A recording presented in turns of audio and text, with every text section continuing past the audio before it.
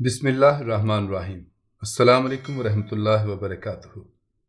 مسلمانوں کے سردار محمود کے پاس جا کہ وہ میرا بیٹا بھی ہے اور تیرا نجات دہندہ بھی۔ محمود سے کہہ دینا کہ تجھے نظام شاہ نے بھیجا ہے اور تو اس کا دوست ہے۔ یہ کہہ کر وہ روشن چہرے والا شخص غائب ہو گیا اور میری آنکھ کھل گئی۔ سادھو نند لال کے چہرے پر عجیب سی چمک تھی اور لہجے میں عجیب سا ارتعاش تھا۔ پھر میں سیدھا اپنے مسیحا کے پاس چلا آیا کہ نظام شاہ نے یہی کہا تھا۔ اگرچہ میں نظام شاہ کی دوستی کے لائق نہیں ہوں، لیکن یہ ان کی اعلیٰ ظرفی ہے کہ انہوں نے مجھے یہ منفرد اعزاز بخشا۔ اگر وہ مجھے بروقت جھنجھوڑ کر نہ اٹھاتے تو میں یوں ہی بے خبر سوتا رہتا اور میری مرادوں کا قافلہ میرے دروازے کے سامنے سے چپ چاپ گزر جاتا۔ پھر قافلہ گزر جانے کے بعد میری آنکھ کھلتی تو کیسا عبرتناک منظر ہوتا کہ ایک بھکاری کے آنگن میں ہیروں اور موتیوں کی بارش ہو رہی ہے اور میں گہری نیند سو رہا تھا۔ میں تو شاید رنج و الم کی شدت سے مر ہی جاتا، مگر ایشور دونوں جہان میں نظام شاہ کا بھلا کرے کہ انہوں نے مجھے وقت سے پہلے جگا دیا اور گم کردہ راہ کو اس کی منزل پر لے جا کر کھڑا کر دیا۔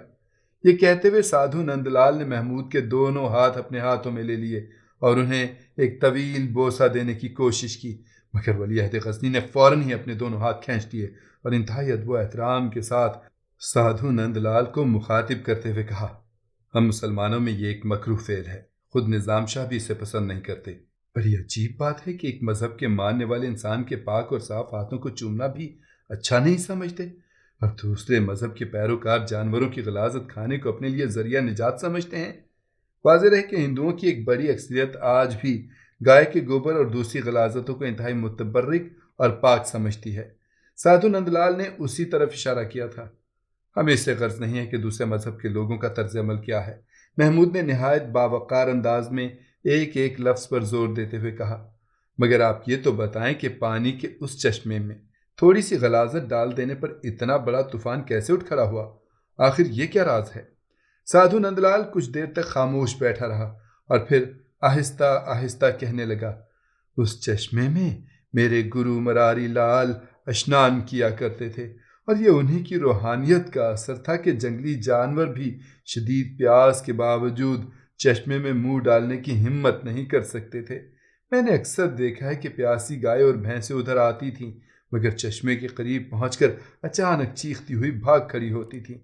یہ میرے گرو کا روحانی جلال تھا کہ کوئی ناپاک انسان یا جانور اس چشمے میں نہا نہیں سکتا۔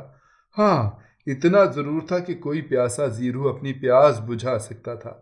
پھر ایک دن ایک شرابی سردار نے اس چشمے کے پانی سے نہانے کی کوشش کی، مگر جیسے ہی وہ اندر گھسا، گہرے بادلوں، بجلی کی کڑک اور تیز ہواؤں کا طوفان آ گیا۔ سردار گھبرا کر چشمے سے باہر نکلا، مگر نشے کی حالت میں ہونے کے سبب وہ چند قدم جا کر گر پڑا اور سردی سے ٹھٹھر کر مر گیا۔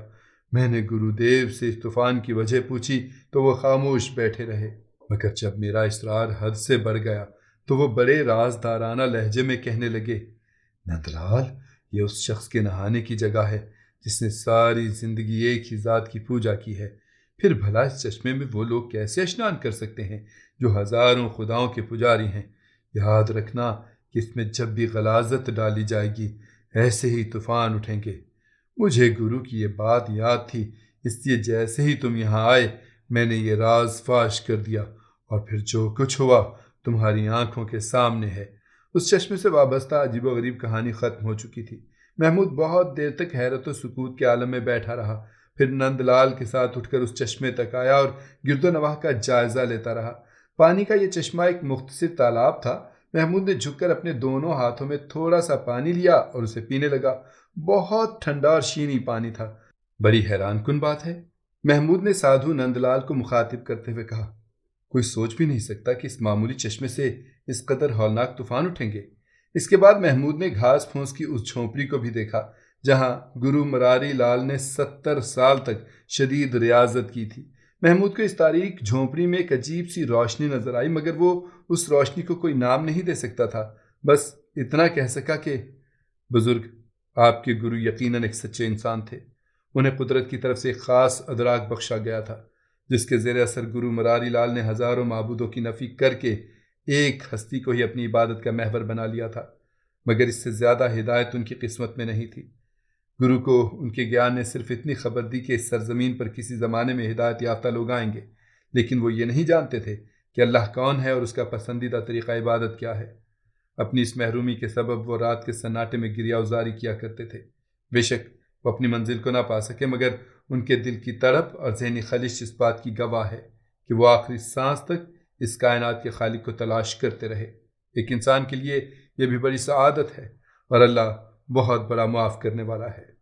بہت ممکن ہے کہ وہ گرو مراری لال کو بتوں سے انکار کے سلسلے میں بخش دے۔ تمہارے گرو نے جن آنے والوں کی خبر دی تھی وہ اپنے وقت پر آئے، لیکن افسوس مراری لال کی آنکھیں ہمیں دیکھنے سے پہلے ہی بجھ گئیں۔ اللہ ان کی بے چین روح کو سکون دے، محمود نے انتہائی پرسوز لہجے میں کہا۔ لیکن بزرگ، آپ تو خوش نصیب ہیں کہ آپ نے نئے آنے والوں کے چہرے دیکھ لیے۔ ہاں، میں اپنی خوش قسمتی پر ناز کرتا ہوں، مگر ابھی میری کشمکش انتظار ختم نہیں ہوئی ہے۔ یہ کہتے کہتے سادھو نند لال کے چہرے پر اداسی کا گہرا رنگ ابھر آیا۔ محمود حیران ہو کر بوڑھے سادھو کی طرف دیکھنے لگا۔ میری خوش نصیبی کی داستان اس وقت مکمل ہوگی جب میں اپنی گناہگار آنکھوں سے نظام شاہ کا روشن چہرہ دیکھوں گا۔ سادھو نند لال کے لہجے میں ایک عجیب سی حسرت پوشیدہ تھی۔ اس مرد پاک باز نے مجھے دوست کہہ کر پکارا ہے۔ ایک دوست دوسرے دوست سے کب تک جدا رہ سکتا ہے؟ یہ کہتے کہتے سادھو نند لال کی آنکھوں میں ہلکی ہلکی نمی جھلکنے لگی تھی۔ اور میرے گرو نے بھی یہی کہا تھا کہ جب آنے والے آ جائیں تو تم بھی ان کے ہمراہ یہاں سے چلے جانا۔ یہ جگہ کسی وادی عذاب سے کم نہیں۔ یہاں رہنے والوں کے دماغ مردہ ہو گئے ہیں اور روحیں ہلاک ہو چکی ہیں۔ پھر تم مردوں کی ایسی بستی میں رہ کر کیا کرو گے؟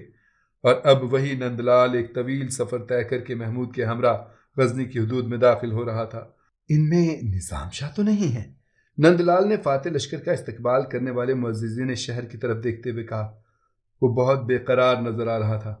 ہمارے شیخ دنیا داروں کے ہجوم میں نظر نہیں آتے، محمود نے انتہائی فخریہ لہجے میں کہا۔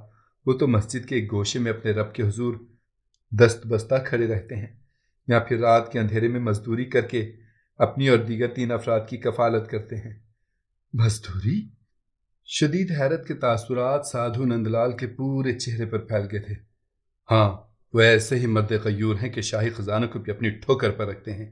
حضرت نظام شاہ کی صفات بیان کرتے وقت محمود کے لہجے میں عجیب سا غرور آ گیا تھا۔ در حقیقت وہی اس مملکت کے شہنشاہ ہیں، اور ہم لوگ تو ان کے سامنے ایک ادنا بھکاری سے زیادہ کچھ نہیں۔ آؤ، میں تمہیں اپنے شہنشاہ کے پاس لیے چلتا ہوں، پھر تم اپنی آنکھوں سے دیکھ لینا کہ میرا شہنشاہ کیسا ہے اور اس کے جینے کی کیا شان ہے۔ پھر جب محمود سادھو نند لال کو لے کر مسجد کے قریب پہنچا تو نظام شاہ مسجد کے صحن میں ٹہل رہے تھے اور بار بار دروازے کی طرف دیکھ رہے تھے۔ محمود پر نظر پڑتے ہی حضرت نظام شاہ بے اختیار مسجد سے باہر نکل آئے اور ولی عہد غزنی کو گلے سے لگاتے ہوئے بولے، آؤ آؤ میرے بت شکن۔ حضرت نظام شاہ کے لہجے میں بڑی شفقت تھی۔ تمہیں یہ عظیم الشان فتح مبارک ہو، مگر ابھی اس سے بھی بڑی فتوحات تمہاری منتظر ہیں۔ حضرت نظام شاہ نے محمود کی پیشانی پر بوسہ دیتے ہوئے کہا، پھر اس کے پورے جسم کا جائزہ لیتے ہوئے کہنے لگے، فرزند کہیں تمہیں زخم تو نہیں آیا؟ یہ پوچھتے وقت نظام شاہ کے لہجے میں عجیب سی بے قراری تھی۔ میں شیخ کی دعاؤں کے طفیل اپنے اللہ کے کرم کے سائے میں تھا، محمود نے انتہائی عجز و انکسار کے ساتھ کہا۔ میری طرف دشمن کی کوئی تلوار اٹھی نہیں، اور اگر اٹھی بھی تو وقت سے پہلے ہی کندہ ہو گئی یا پھر ٹوٹ گئی۔ اور یہ فتح عجیب و غریب فتح ہے کہ جس میں ہمارے سپاہیوں کی کوششوں کو زیادہ دخل نہیں تھا۔ شیخ میرے خواب میں تشریف لائے اور پھر راجہ جے پال کے لشکر پر قیامت ٹوٹ پڑی۔ نظام شاہ محمود کی گفتگو کے دوران سادھو نند لال حیرت و سکوت کے عالم میں کھڑا اس مرد درویش کو دیکھ رہا تھا جس کے بدن پر ایک معمولی لباس تھا۔ حضرت نظام شاہ نے مسکراتے ہوئے محمود کے سر پر ہاتھ رکھا اور پھر مڑ کر سادھو نند لال سے مخاطب ہو گئے، اے جان بے قرار، میری طرف آ کہ یہی تیری منزل ہے۔ یہ کہتے ہوئے حضرت نظام شاہ نے بڑے والہانہ انداز میں اپنے دونوں ہاتھ پھیلا دیے۔ فراق کی گھڑیاں ختم ہوئیں اور ساعت وصال آ پہنچی۔ اللہ نے اپنے صبر کرنے والے بندوں سے اسی دن کا وعدہ کیا ہے۔ سادھو نند لال کے جسم پر شدید لرزہ طاری تھا اور آنکھوں سے آنسو بہہ رہے تھے۔ اگر دوست ہے تو تکلف کیسا؟ یہ کہتے ہوئے حضرت نظام شاہ خود آگے بڑھے اور سادھو نند لال کو گلے لگا لیا۔ حضرت نظام شاہ کے سینے سے لگنے کی دیر تھی کہ نند لال کی آنکھوں کے بند ٹوٹ گئے اور اشکوں کے دھارے اس طرح بہنے لگے جیسے کسی دریا میں شدید طغیانی آ گئی ہو۔ نظام شاہ، میں بہت دکھی ہوں۔ سادھو نند لال اس طرح اشکیاں لے کر رو دیا تھا جیسے برسوں کا بچھڑا ہوا بچہ اپنی غمگسار ماں سے ملا ہو اور زمانے کے ظلم و ستم کی شکایت کر رہا ہو۔ مجھے پتھر کے پجاریوں نے بڑے آزار پہنچائے ہیں۔ اگر گرو مراری لال نہ ہوتے تو اب تک میری چتا کی راکھ بھی ہواؤں میں بکھر کر زمین کی مٹی کا ایک حصہ بن چکی ہوتی۔ سادھو نند لال نے اپنی روح پر کھائے ہوئے ایک ایک زخم کو بیان کر دیا۔ ایسا کیسے ممکن تھا؟ حضرت نظام شاہ نے بڑے والہانہ انداز میں نند لال کی پشت کو تھپکتے ہوئے کہا، اللہ نے تمہاری قسمت میں آگ کی خوراک بننا نہیں لکھا تھا۔ اب تک جو دکھ تم نے جھیلے وہ بہت عارضی تھے۔ انسان کی یہ کامیابی نہیں کہ عیش و نشاط کی چند گھڑیاں گزار کر دائمی عذاب میں مبتلا ہو جائے، بلکہ کامیابی یہ ہے کہ آدمی کی ساری زندگی دکھوں میں بسر ہو جائے، لیکن آخری وقت میں اسے خبر دی جائے کہ اس پر کبھی ختم نہ ہونے والی خوشیوں اور آسائشوں کا دروازہ کھول دیا گیا ہے۔ نند لال، تمہیں نوید ہو کہ تم زندگی کے امتحان میں کامیاب قرار پائے۔ اب تمہیں کوئی غم نہیں ہوگا۔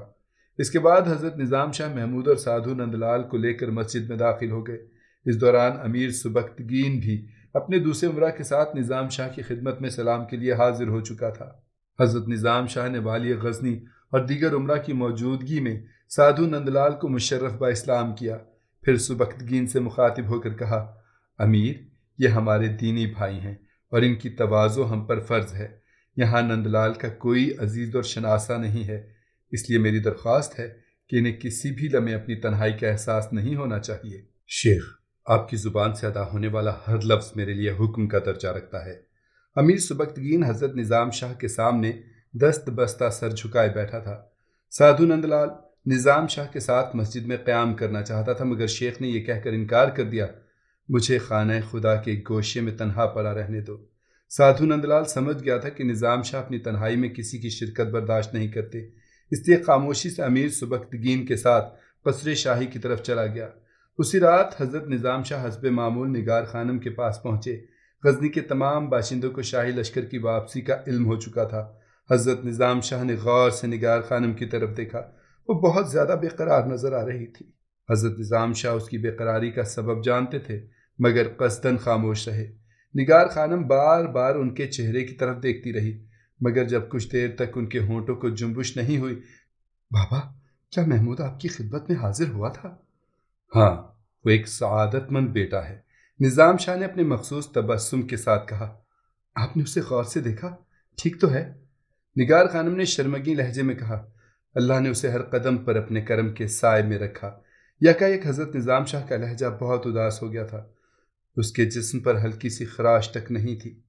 حضرت نظام شاہ کے اس انکشاف پر نگار خانم نے اپنی زبان سے ایک لفظ بھی نہیں کہا، بس لمبی سانس کھینچی اور آنکھیں بند کر لی۔ یہ بڑے سنگین لمحات تھے۔ حضرت نظام شاہ کے قلب حساس پر قیامت گزر گئی۔ بیٹی، تم اسے بھول کیوں نہیں جاتی؟ نظام شاہ نے انتہائی کربناک لہجے میں کہا۔ نگار خانم نے گھبرا کر آنکھیں کھول دیں۔ اس طویل عرصے میں اس نے پہلی بار محسوس کیا کہ حضرت نظام شاہ کے دل و دماغ پر ایک باریں گراں ہے اور اس کی شدت سے ان کی آواز لرز رہی ہے۔ بابا، میں اپنے دل سے مجبور ہوں، نادانی میں ایک عہد کر لیا تھا، اب اس عہد کو کیسے توڑ دوں؟ یہ کہتے کہتے نگار خانم رونے لگی۔ اگر اس عہد کو توڑ دوں تو نظام شاہ کی بیٹی کیسے کہلاؤں گی؟ نظام شاہ نے مضطرب ہو کر نگار خانم کو اپنی آغوش محبت میں چھپا لیا اور اس کے سر پر ہاتھ پھیرتے ہوئے کہنے لگے، بیٹی، اللہ نے اس فقیر کی دعاؤں سے غلام کو تاجدار بنا دیا اور محتاجوں کو شان امارت بخش دی، مگر آج وہی فقیر اپنی بیٹی کے لیے کچھ نہیں کر سکتا، سو اپنا دامن پھیلایا مگر دینے والے کی طرف سے انکار کے سوا کچھ نہیں ملا۔ شدید رقت کے سبب حضرت نظام شاہ کی آواز ڈوبتی ہوئی محسوس ہو رہی تھی۔ نگار خانم نے گھبرا کر سر اٹھایا اور چراغ کی مدھم روشنی میں حضرت نظام شاہ کے چہرے کی طرف دیکھنے لگی۔ حضرت نظام شاہ رحمۃ اللہ علیہ کی بات سن کر نگار خانم پر کیا گزری؟ امیر سبکتگین کو راجہ جے پال کی بدعہدی کا پتہ چلا تو انہوں نے کیا قدم اٹھایا؟ یہ سب کچھ جانیے داستان کے اگلے حصے میں۔